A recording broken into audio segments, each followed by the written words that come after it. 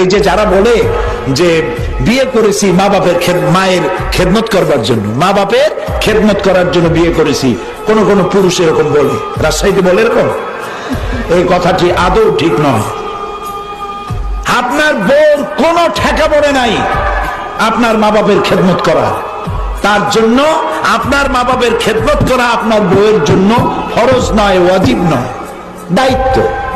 তিনি করবেন, এটা তার দায়িত্ব, কিন্তু আল্লাহ তাকে বাধ্য করে নাই। আপনার মা বাপের খেদমত করা পুরা ফরজ দায়িত্ব আপনার নিজের।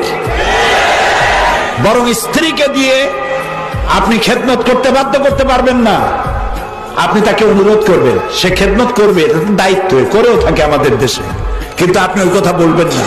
বরং স্ত্রীকে এমন একটা ঘর দিবেন যে ঘরে স্ত্রীর পারমিশন ছাড়া অন্য কেউ ঢুকতে পারবে না, এবং প্রয়োজনে সামর্থ্য অনুযায়ী স্ত্রীকে কাজের লোক দিবেন, একটা কাজের মেয়ে যে কাজ করে তাকে সাহায্য করবে, এটাও দেওয়া আপনার দায়িত্ব। ইসলাম এভাবে ন্যায্য অধিকার দিয়েছে।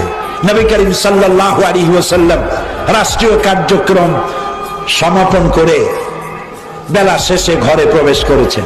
ঘরের মধ্যে খাবার নাই। হযরত আয়েশা বলেন রাদিয়াল্লাহু তাআলা আনহা, আমি ঘরে নাই কিছু, রান্নবো কি? যা ছিল কুড়ায় কাছায়া একত্রিত করে রান্না করতেছি।